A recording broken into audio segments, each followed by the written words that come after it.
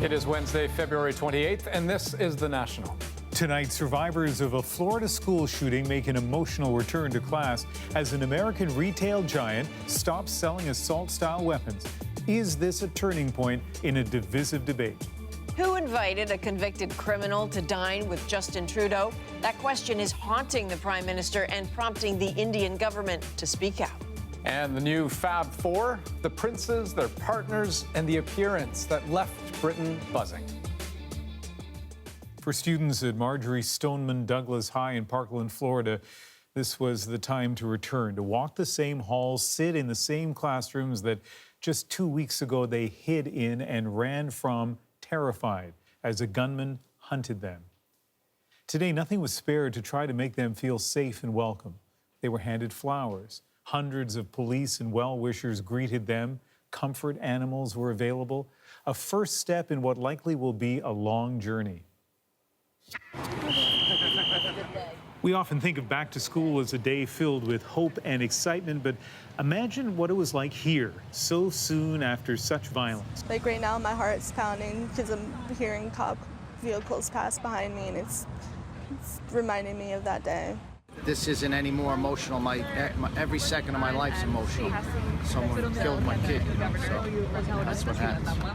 The day after the shooting, I spoke to students at a vigil in Parkland about going back to school. When are you guys going to be ready to go back to school, do you think? Never. I don't know. I don't feel like whenever we got escorted out, like we went right by the building, saw the bullet holes. It just gave off like such a bad vibe. It was just, I don't ever want to go back to school again. Joseph DiGilio looked so calm that day, but this week he told the Washington Post, "I feel like my gut is twisted." DiGilio says he's been diagnosed with post-traumatic stress disorder, but if I didn't come back, it was letting him, the gunman, win. At the vigil, 14-year-old Eden Hebron said she wanted to tell her story on camera. The shooter shoots through our door, and then shoots through our door, and then next thing I know, my best friend, she's like falls back, and she's like stops, and then she's like screaming, and then I hear silence, and all I can think of is she died. And it was very I don't think anyone should have to go through that. That's Hebron on the right, and the friend she's talking about, 14-year-old Alyssa Alhada. There have been some good moments for Hebron. That's her singing on Monday in California. She and some classmates were flown there by the pop star Demi Lovato, who's about to thank them. That was beautiful. But from one of the girls on that trip, Sarah Stricker, a sobering reminder of what being back to school felt like. Not seeing Peter in first and second was weird. Not walking with you to second was difficult to realize. Not seeing Gina in sixth was impossible to believe. Not seeing Coach Feiss around the school, this is all unreal. So a teacher and two of her classmates that she knows died in that attack. Many of those young people are demanding action now on gun violence, and U.S. lawmakers agree they just can't agree on what to do. But corporate America, well, that's another story. Today, a major sporting goods chain and gun retailer says it's going to stop selling assault-style weapons immediately. Paul Hunter now on why its CEO is taking on the NRA. It's the latest in an already powerful and growing list of U.S. corporations standing up to guns. Dick's Sporting Goods, now no longer selling AR-15s and no longer selling guns of any kind to anyone under 21. See that shopping bag? It's Liz Hafer's way today of saying thanks. I think they show backbone. They're going to give other people backbone, and that's why I'm here to shop today. And a lot of my friends are coming to shop here today, too. The sporting goods retailer is hardly alone, be it those such as Delta Airlines, Enterprise Rent-A-Car, or Best Western Hotels distancing themselves from the NRA, or tonight, the mega retailer Walmart announcing it's raising its minimum age for buying guns or ammunition to 21, following the lead of Dick's, its CEO, so moved by that shooting in Florida. Everybody talks about thoughts and prayers going out to them, and that's great. But that doesn't really do anything. But the power to actually change U.S. gun laws is on Capitol Hill. I'm so surprised. Today, an unexpected champion for that change, Donald Trump, brought lawmakers to the White House. We have to act. We can't wait and play games and nothing gets done. Don't fear the NRA, said Trump, pushing them on aspects long resisted by many in his own party. Broader background checks for gun buyers and, yes, raising the minimum age for buying certain guns to 21 nationwide. On that, he got pushback from Republican Senator Pat Toomey. And to deny them their Second Amendment right is not going to make anyone safer. I think you're going to have to iron out that problem because I'm asked that question more than almost any other question. Are you going to 21 or not? In a sense, it's a test of the power of Trump.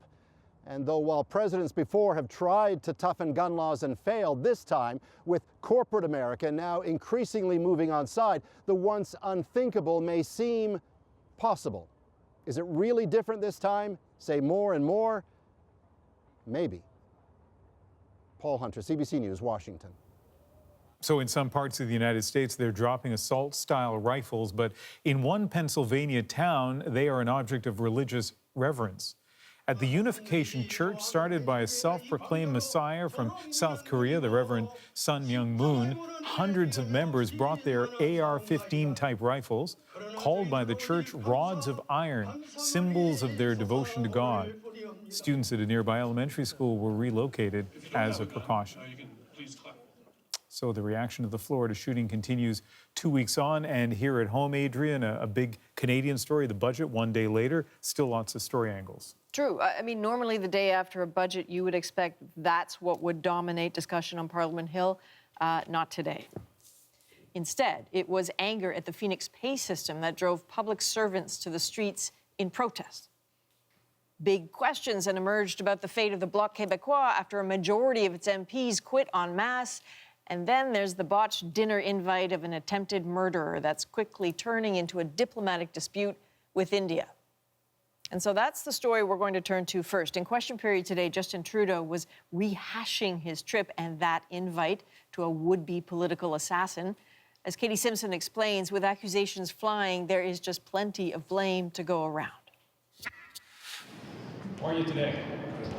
Liberal MP Randeep Sarai is trying to distance himself from Jaspal Atwal after inviting the would-be political assassin to events with the Prime Minister in India. I didn't know him that well, but he's around. He's a radio owner and everyone there sees him.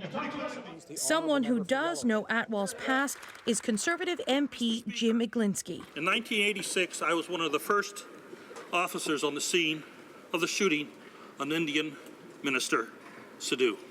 As an RCMP officer, Iglinski helped put the minister and his wife into an ambulance after the attack that was carried out by Atwal and 3 other men. To the Prime Minister, why would he ever meet with Jaspal Atwal? The invitation never should have been extended to this individual, and as soon as we found out about it, we rescinded that invitation. But given all of the photos of Atwal and Liberals, including this picture with Sarai in 2013, the opposition finds it hard to believe this was all a big mistake. I mean, Mr. Atwal has certainly been very active in Liberal politics. He's got a media machine that has been used for the Liberal Party. While Sarai is trying to take the blame, the Prime Minister is standing by a senior security official who says rogue factions in India also played a role in getting Atwal into these events. The Conservatives pointed to National Security Advisor Danielle Jean as that senior official. Jean was spotted in Trudeau's office yesterday morning. They decided to use an independent public service as a human shield for his terrible news cycle. India's Ministry of External Affairs calls the allegations baseless and unacceptable. I, for one, think that the aspirations cast by your National Security Advisor are preposterous, they are bizarre, and they are unfortunate. Despite pressure abroad and at home, Trudeau is sticking to a security official's story. And when they make recommendations or when they make statements to Canadians or to this government, we on this side of the House choose to believe them. The opposition is now calling for the proof behind those recommendations and statements. Katie Simpson, CBC News, Ottawa. So now let's move to the disastrous Phoenix pay system. In the budget, the government promised to scrap it. Well, today, civil servants were in the streets from St. John's to Victoria pledging to hold the Liberals to their word. Phoenix was supposed to save taxpayers $70 million a year. Instead, fixing the mess is now costing upwards of $1 billion. David Cochran breaks it down. Hey, hey! Trudeau! Fix Phoenix or you gotta go! No rising for this Phoenix, just more ashes as the bungled pay system keeps burning through a growing pile of government cash. When will this government pay its workers? Mr. Speaker, the ongoing situation is unacceptable. People doing work for the federal government or for anyone deserve to get paid. Phoenix has forced the government to spend hundreds of millions of dollars to fix hundreds of thousands of mistakes, and the job isn't close to being done. It probably will cost almost $1 billion for a pay system they originally thought would cost $300 million. It's not $1 billion yet, but it's getting there. Before yesterday's budget, the bill had already hit $460 million. Now you can add another $431 million to that, which means a pay system designed to save money has cost $891 million and rising. And I say shame on them! It wasn't just meant to be cheaper, it was supposed to be more efficient. Just 550 people to run the Phoenix Pay Center. The hiring spree to fix the mess has nearly tripled that workforce to 1,500. What's the message you want to send to Bill Morneau today? Oh, for heaven's sakes, fix this. They've tried. But tens of thousands of public servants right across the country have still been paid too much, too little, or not at all, messing with everything from their credit rating to their taxes. It's so bad the government had to give $5.5 million to CRA just to handle Phoenix-related tax problems. But now Ottawa is ready to pull the plug. The budget also promised $16 million to look for a new pay system, to ultimately throw Phoenix on the scrap heap and stop burning good money after bad. David Cochran, CBC News, Ottawa. So that's the hard reality about the Phoenix pay system. Today also brought new insight into the government's Pharmacare strategy included in yesterday's budget. It probably won't mean free medicine for all Canadians. Finance Minister Bill Morneau clarified today that Ottawa is looking at dealing with gaps in current drug coverage rather than just deploying a whole new system. We need a strategy to deal with the fact that not everyone has access, and we need to do it in a way that's responsible, that deals with the gaps, but doesn't throw out the system that we currently have. The Trudeau government has established a task force to look at Pharmacare options, and that report is expected next year. So, clearly, Andrew, there are lots of details we worked out when it comes to Pharmacare in this country. They have a long way to go.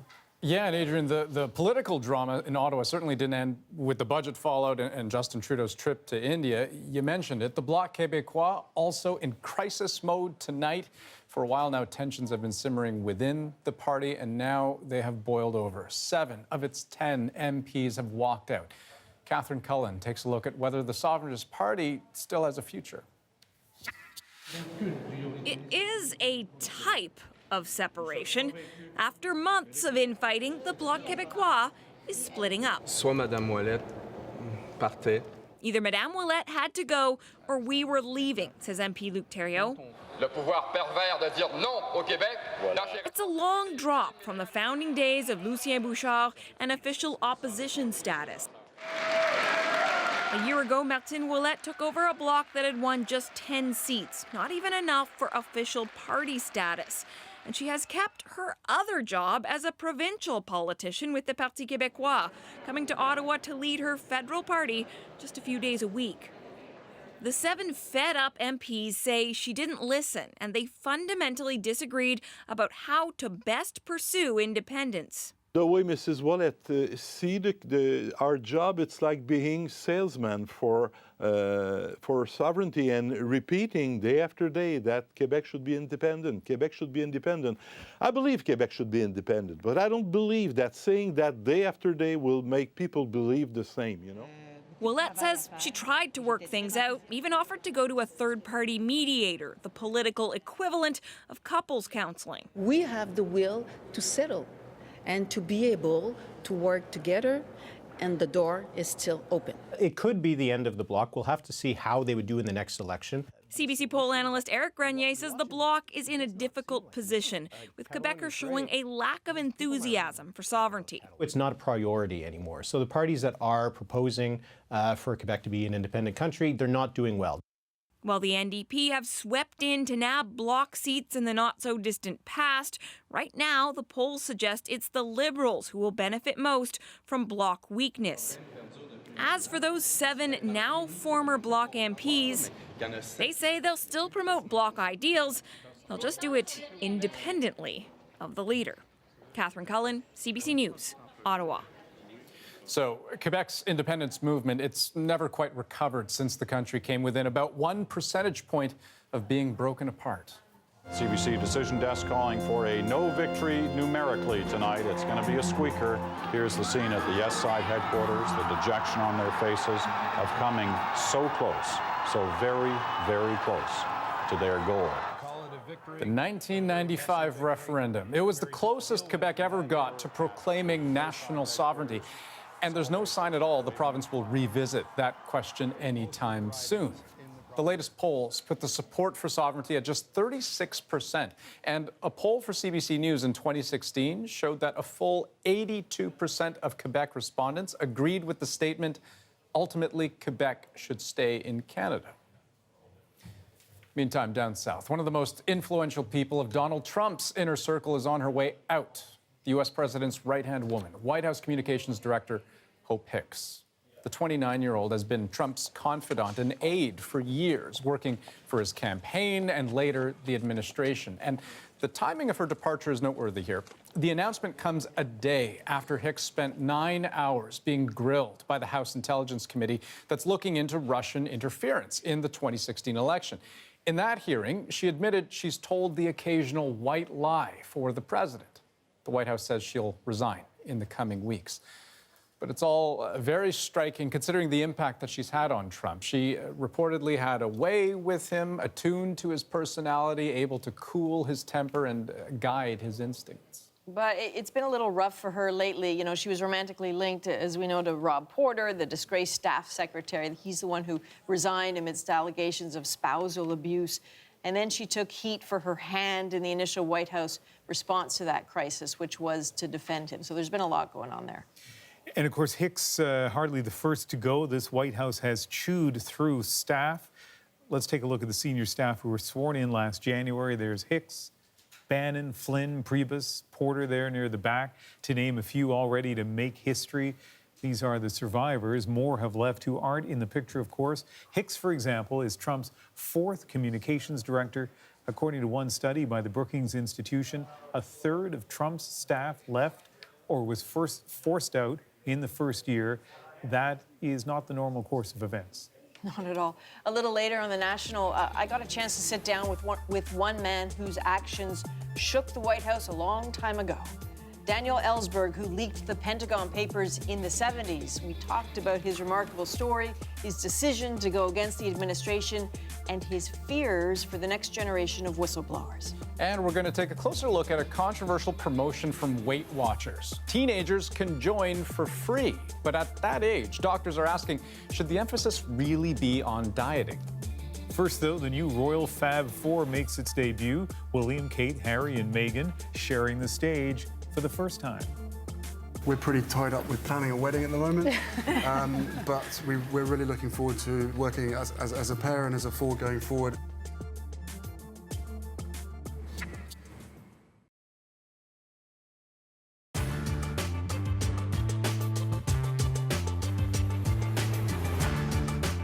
Well, here we are in our break for those of you watching on Facebook and YouTube and other social media platforms, I guess. I'm sure there are a gazillion of them. Now, every once in a while, and the last time I did one of these by myself, there were people saying, what's going on during the news? How come you guys are doing this? Keep in mind, this is kind of a little social extra that we do for those of you who are watching on those media. Yeah, because we get questions all the time, sometimes emailed to us, sometimes, you know, people just generally want to know certain things, and we always have sort of a a holdover of questions from the last time we did it. So right now I'm looking, okay, we have 1:29, and I've got to be really fast here. So I'm going to go to the first one, is a question about mercenaries. I'm sorry, I'm trying to, can you see her name in there, Ian?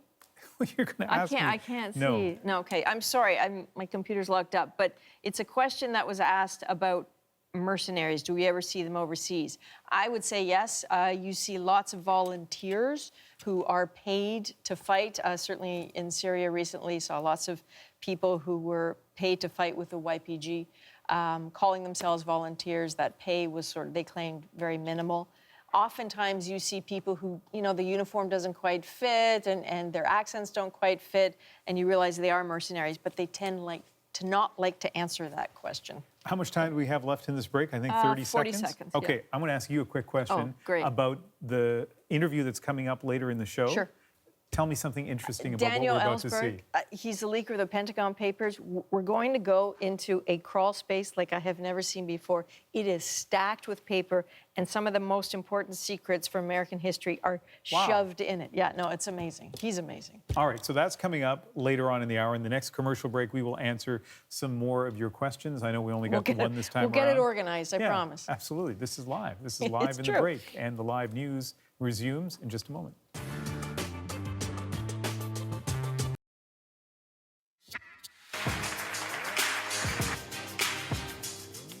Well, for some of us, it doesn't quite have the ring of John, Paul, George, and Ringo, but to the British right now, William, Harry, Kate, and Meghan are the new Fab Four. Today, the young royals and one who will soon join them carried out their first official engagement, a forum for their charitable foundation. And as Thomas Daigle explains, Meghan Markle gave a hint at the causes that she'll be supporting.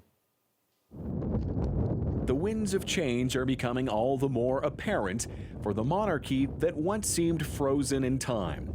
Behind that thaw are these four, and perhaps especially that couple engaged to be married in May. We're pretty tied up with planning a wedding at the moment, but we're really looking forward to working as a pair and as a four going forward. Until now, their royal foundation's most high-profile causes have been Prince Harry's Invictus Games for wounded veterans and the mental health campaign Heads Together.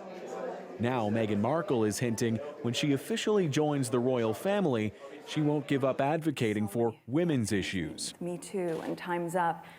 There is no better time than to really continue to shine a light on women feeling empowered. What Meghan did. In school at age 11, Meghan was already writing about sexism. As an actor on Suits, she told producers she felt some of her outfits were gratuitous. Going to work or school? Both. That same voice led her to become a UN women's advocate. I don't really recall a senior member of the royal family being outspoken on feminism. I could envisage Meghan putting herself right at the front of that global conversation. Though her passions don't end there. Meghan traveled to Rwanda as a World Vision ambassador, and it's been reported lately she's been to a London neighborhood down on its luck. She wouldn't confirm the reports that she's been quietly coming to this mosque near Grenfell Tower to provide support for survivors of last year's deadly fire. Meghan would only say she's been discreetly meeting groups to prepare for her new royal role. A platform that she had as Meghan Markle actress is nothing in comparison to what she will have as Meghan Markle, Duchess of something, married to Prince Harry. She may be the newcomer to this stage, but seems eager to make the most of the spotlight. Thomas Daigle, CBC News, London. Well, still ahead tonight on The National. Weight Watchers wants teenagers to sign up, and they're offering them free memberships if they do. We'll look at the social media backlash, and we'll ask doctors what they think. But first, my conversation with the man who leaked the Pentagon Papers. Daniel Ellsberg takes us inside his basement library filled with secret documents. I get the feeling you could get lost for days in here. Days, years. This thing was kept classified at the time, not published for long after, and then when they did publish it, they wouldn't let them publish the names of the people who were on it. And those got announced. This is good.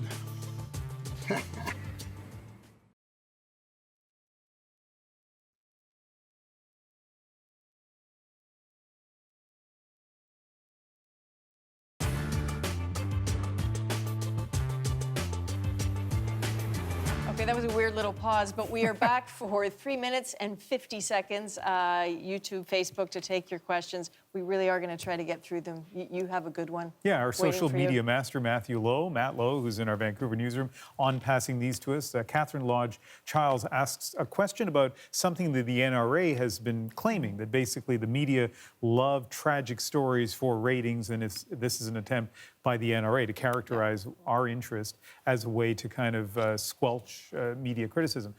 So, you know, there's a saying that our critics will often use, and sometimes we use it in a self-facing way about if it bleeds, it leads. But honestly, you know, that's not why we cover a story like Parkland. In the case of Parkland, I was actually about an hour's drive away getting ready to do an interview with Christopher Plummer. We looked at the fact that there was this school shooting. We thought, okay, for a Canadian audience, should we be there? And as the number of dead got higher and higher to 17, we thought, yeah, we better go there. So then you go and you cover this story, and you have no idea as a reporter what's going to end up happening. And look at that story. Imagine if we hadn't gone. Imagine if we had covered it maybe in what we call a voiceover, a few pictures from the States, all that we would have missed. The kids that I ran into, one of the most prominent spokespeople for the kids of that high school, I met for the first time just hours after that shooting. And so it's important. I mean, these stories are important. And just imagine a world where 17 people would be killed in a high school and it wouldn't be huge news. No. I wouldn't even want to contemplate that. No, absolutely. It's a cheap shot from the NRA, and I don't think it's reflective of most of really any of the colleagues that we have. So again, lots of really good questions here. I apologize to the lady who asked the question previously about mercenaries. It's Catherine Lodge. Catherine, I'm sorry. We do have a question. This is an interesting one. This is from Dan Menard. And John, the jib operator, you're going to have to bear with me. Dan Menard asked, is that a huge green screen behind you? It's not, but if you come with me, I'd like to show you what we're looking at. We're heading to the, we call these the tower walls, right? So these are giant walls. It's not a green screen. The point of them is that we decided a long time ago in this program that still photography matters a lot to viewers. It matters to us. It's an important tool in storytelling. And so these vertical walls are designed to showcase the best of the still photography. There are no green screens anywhere here. These are all real monitors designed to showcase the best imagery we can find. This was all done intentionally. And I'm sorry, John. It's not good to get up in the middle, but I thought you wanted to see it. So 1 minute to go. Sometimes people, well, again, I saw somebody kind of critical last time we did a Facebook Live saying, who cares about personal stuff? Well, people are asking us personal stuff. We get to answer this. Yeah. Somebody asked Adrian, where is the, Allison Hill wants to know, guilty pleasure snack food. Ooh, okay, there is a vending machine dangerously close to the national office. I confess to having spent some quality time there because I get too nervous to have like an actual dinner before the show. So I'm a bit of a wolf when it's done. And there are some Cheez-Its in that machine that I spend some quality time with. When I started in this business 30 years ago, there were still people who had bottles of alcohol in the desk drawers. Now it's like snack food. It's our guilty pleasure for sure. Okay, so we're going to do this again soon, but I'm going on vacation for a while. So next time we're together, maybe in a couple of weeks. Or we can connect with you down there. All right, back to the news.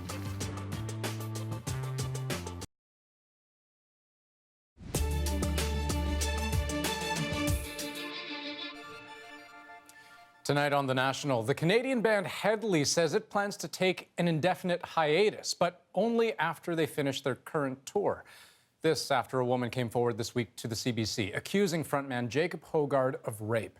Hogarth denied the allegation, saying the interaction was consensual. But since that allegation, opening acts have pulled out, a venue in Windsor has canceled their performance, and more venues have been pressured to do the same. In a statement tonight, Hogarth directly addressed the allegation against him. He said he has never engaged in non-consensual sexual behavior, but he said, over the last 13 years, I have behaved in a way that objectified women. I was given a position of leadership and power, and I mishandled it. I will regret this for the rest of my life. Hogarth went on to say, it's time for me to change. I've decided to step away from my career indefinitely. But for now, the tour continues. And let's take you now to Ottawa, where the 4 candidates in the Ontario PC leadership race squared off tonight in their final debate. As to Patrick, I have said this from the beginning of this campaign, that he deserves the right to clear his name. You know something, I don't know why we keep talking about Patrick Brown. I'm looking at the future of this party. I'm zoned in on Kathleen Wynne. I'm not worried about him. Yeah, of course, he was not on the stage, but former Ontario PC leader Patrick Brown was a hot topic at tonight's debate. Brown dropped out of the race earlier this week, saying he wanted to focus on clearing his name of sexual misconduct allegations. Voting for the new leader opens on Friday. Steven Spielberg's historical drama, The Post, is up for Best Picture at this Sunday's Oscars. It tells the real-life story of the 20th century's most famous whistleblower, the man who leaked the Pentagon Papers almost 50 years ago. Daniel Ellsberg risked everything to tell Americans that their own government was lying to them about the Vietnam War, a conflict Washington knew it could not win. I met Ellsberg recently to talk about that leak and about another one he was planning. At the core of it, an intense drama. At night, over several months, his heart pounding, Daniel Ellsberg copies thousands of Defense Department documents. Proof the U.S. government was lying about its role in the Vietnam War. Ellsberg exposes that lie to the world. The New York Times has started publication of a series of reports based on a top-secret Pentagon study of the Vietnam War. The central fact so far revealed is that there was a massive deception of the American public for starting the bombing of North Vietnam. Hey, stop it! Ellsberg was walled off by a mob of newsmen and supporters as he admitted that he was indeed the man who brought the Pentagon Papers to the press and congressional leaders. I can no longer cooperate in concealing this information from the American public. Dr. Ellsberg, you have any concern about the possibility of going to prison for this? Wouldn't you go to prison to tell this war? He's a fellow that worked over this Ellsberg, who worked in the Defense Department, and by golly, we're going to get him, and he's going to go to jail. In Oval Office recordings, the sound of Nixon's angry voice charging at Daniel Ellsberg. Hello. Yes, Mr. President. I just say that we've got to keep our eye on the main ball. The main ball's Ellsberg. We got to get this son of a bitch. And just because some guy's going to be a martyr of allowing the fellow to get away with this kind of wholesale thievery, or otherwise it's going to happen all over the government. He's signing his death warrant as a president. He's signing his impeachment warrant. You've got to have a united front on Ellsberg. That's the main thing. I haven't heard that. Can work with him or not, sir? What's it like to hear the president talk about you like that? Well, I hear him hanging himself. You know, when I hear that, I hear a president making the decision by putting me on trial that actually led to his resignation, facing impeachment, and made the war endable. Ben? Dan?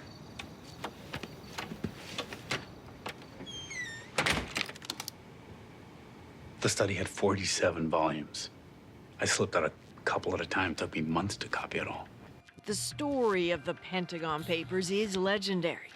What the hell? Well, Steven Spielberg's take is now up for an Oscar. But possibly the more intriguing tale is that Ellsberg had copied a second set of documents, government plans for nuclear war. He considered those papers more important, more frightening. As he lays out in his new book, The Doomsday Machine, he'd actually planned to release those papers first. What was in the nuclear papers that haunted you? The estimates by the Joint Chiefs of how many they would kill if we initiated nuclear war. And what was the estimate? The estimate amounted to, in total, in their eyes, 600 million dead. Now, that's not genocide. There's no single ethnic group with 600 or 100 million people. It's multi-genocide. It's 100 holocausts. That's really what I'm saying in the large is going on here. Nuclear war is a catastrophe waiting to happen. If we don't change our course, our policy, I don't think we get through another 70 years as we have now. I think it's been miraculous that we haven't had a blow up. Now, miraculous, not just good luck, but far beyond good luck. very unpredictable.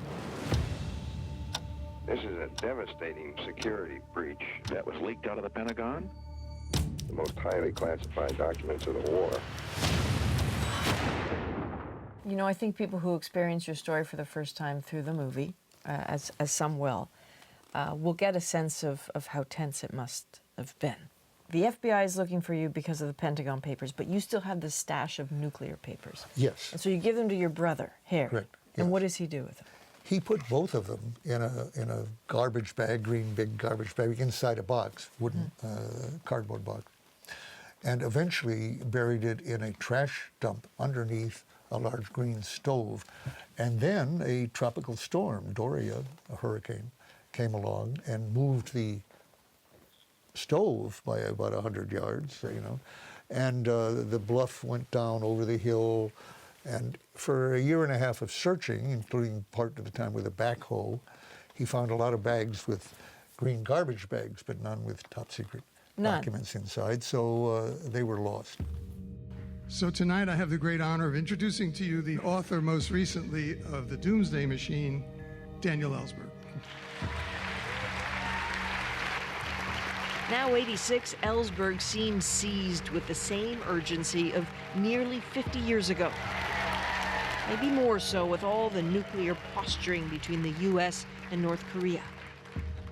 I'm very, very worried about the North Korean situation, and of course they mentioned that in their move. North Korea doesn't have thermonuclear weapons yet, and that's the excuse that Trump is using, and he's built this up very much. We've got to stop them before they get an H-bomb.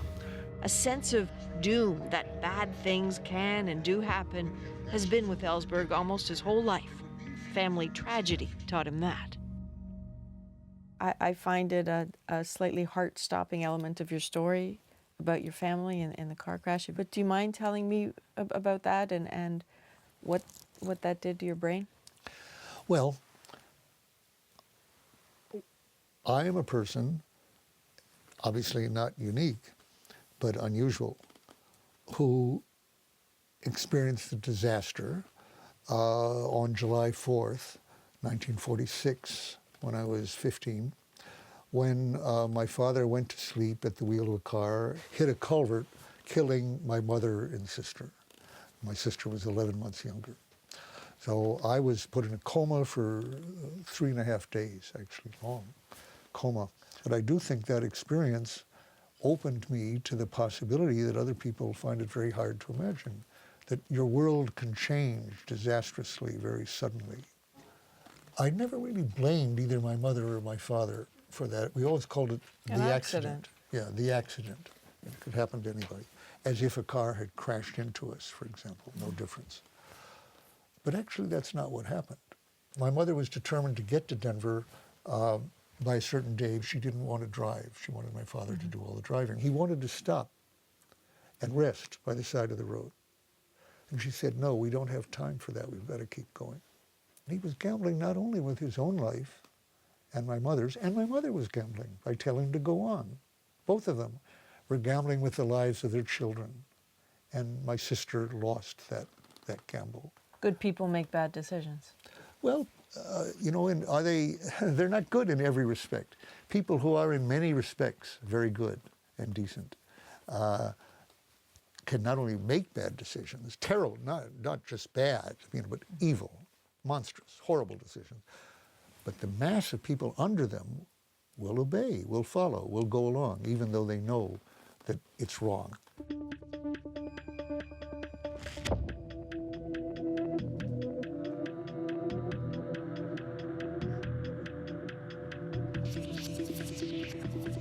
So what have you got back here, Daniel? This now looks like one of these people when they find him, dead for 8 days. A lot of newspapers. Oh, it feels like this goes on forever. What is all this? Your whistleblower project? That's a good one. I get the feeling you could get lost for days in here. Days, years. This is interesting. Oh, a petition. The U.S. shall not resort to the use of atomic bombs. 18 people saw the phone. We're in July. That's before the first test, see? They wanted to prevent a test. This thing was kept classified at the time, not published for long after, and then when they did publish it, they wouldn't let them publish the names of the people harmed. And those got announced. Ah, this is good. This is very interesting. Can you bring that with you? Yeah.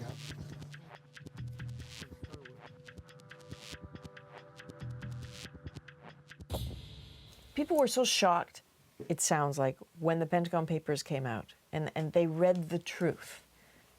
Well, that they'd been lied to. What was shocking was that they had been lied to so much.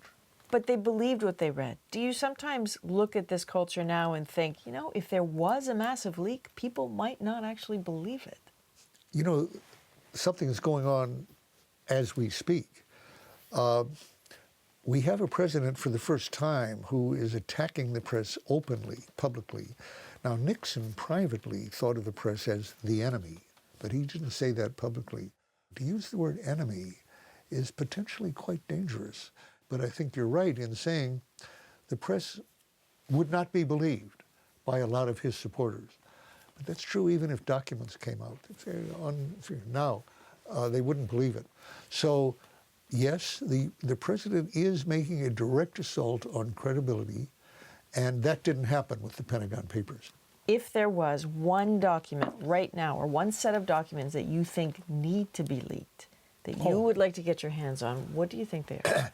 It would be documents that I am certain exist in the Pentagon and in CIA and even probably in the White House that would reveal their estimates, official estimates, of how many people would die over there in South Korea and Japan and conceivably the United States as a result of a war with a nuclear weapon state, North Korea. I think the president himself, by the way, may be under a delusion about this, that he can attack and keep the attack limited, that there will be no response because of our ability to annihilate North Korea. I'm certain there are estimates who say that's not right. He doesn't believe them, but that's not true. There will be retaliation, and it will be seen. I would like those leaked now.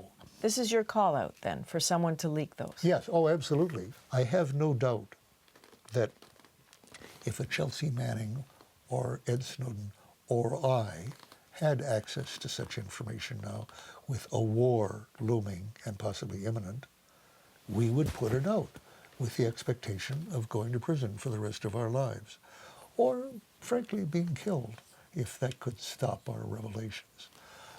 And possibly being killed in retaliation for doing this. Daniel Ellsberg, you're very kind. Thank you very much. Okay.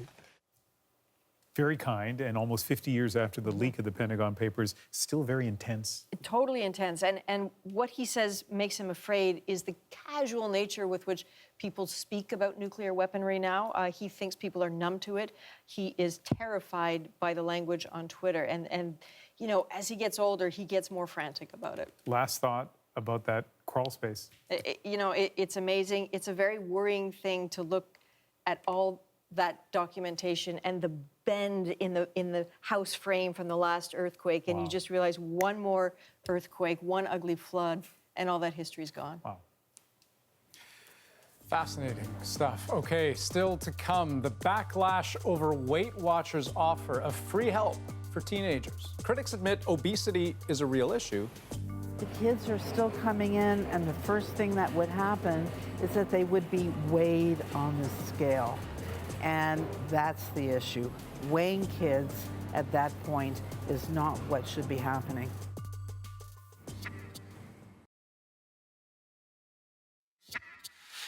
I was waddling around, and Weight Watchers said, "Let us help you. Help yourself." But what excites me is this new opportunity. None other than Oprah Winfrey at a recent Weight Watchers employee event, pitching the company's new vision for the future. One, it says, focuses more on health. But one of the ways it plans to do that is getting a lot of backlash tonight. Weight Watchers is offering free memberships to teenagers. And many wonder if that's really a healthy idea, including a woman we caught up with who has struggled with an eating disorder. Vicadopia has the details tonight. Caitlin Edmonds says she was always a bit anxious about her weight, but then the pressures of university and a sick mother at home led her to drop pounds. Earlier on, when I would get comments like, "Oh, you're looking good. Like, have you lost weight?" That did fuel it to keep going. She continued to cut back on food, dropping down to barely over 100 pounds. Then she was checked into the hospital. I was physically unstable, so my heart rate was too low, my blood pressure was too low. Like so many others with eating disorders, Edmonds' preoccupation with weight and body image began as a teenager, and she worries about other teens who feel pressure to lose weight. I think that with the obesity crisis that is happening right now, there's definitely a place for teens to go for help with their weight if it's getting to the point where it's impacting their health. But I don't think that a diet company like Weight Watchers, that's not their place. Healthy is the new skinny! Since Oprah Winfrey became a major shareholder, her star power has helped Weight Watchers boost revenues, grow membership by 1 million people worldwide, while rebranding as a company teaching healthy lifestyles. Here's to freestyle! One that can help overweight teens as young as 13.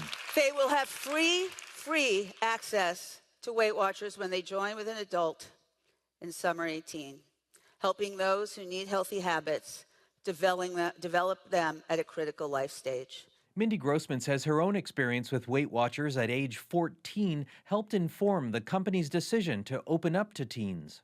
I did it with my mom.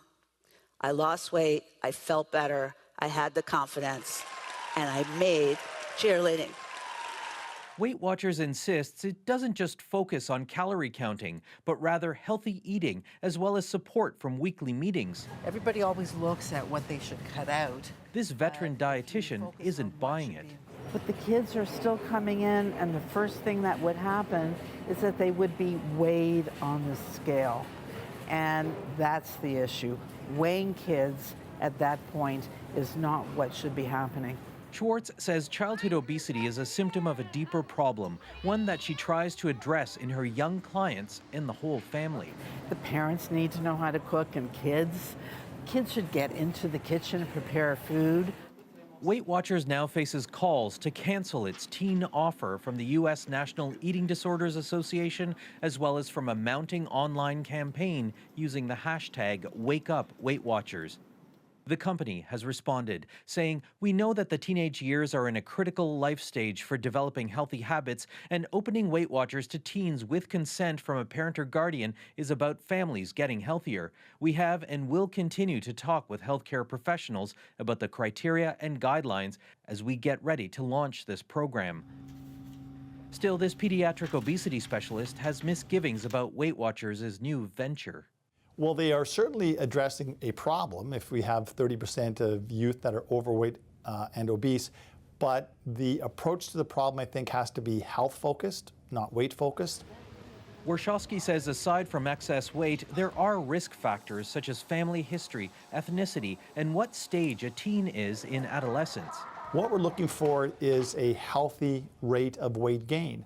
As you grow taller, you have to put on more muscle mass. You have to get heavier. So weight loss quite often is not even what we're looking for in teens. We're looking for weight maintenance and have the body grow into the weight. As for Caitlin Edmonds, she's found the balance between enjoying meals and staying healthy. And it doesn't include stepping on a scale. Vicadopia, CBC News, Toronto. Now, what underlies the discussion about health is the prospect of big money. After all, a young client can become a lifelong client. So basically, I can eat whatever I want. That's what I like about the system. Weight Watchers recently recruited DJ Khaled as a brand ambassador, and he's now broadcasting his own weight loss journey to millions of his fans on social media. That, along with free memberships for teens, is part of an ambitious 3-year business plan. Consider what Weight Watchers' revenue last year was, $1.3 billion US, with 3.2 million subscribers. By the end of 2020, it's targeting revenues of $2 billion with 5 million subscribers. An invitation to go deeper on the stories of the day earlier in the day by subscribing to our newsletter at cbcnews.ca/The National. The National today, it's worth reading. It takes you inside our journalism every afternoon.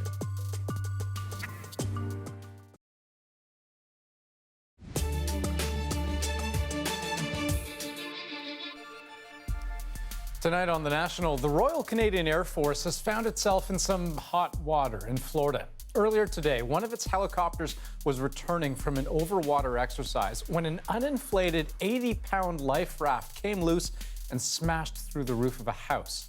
Check out what it looked like inside the home that was hit. The fire department says a woman was in that bed at the time. She come out screaming. Never seen anything like this. I think there was a bomb or something.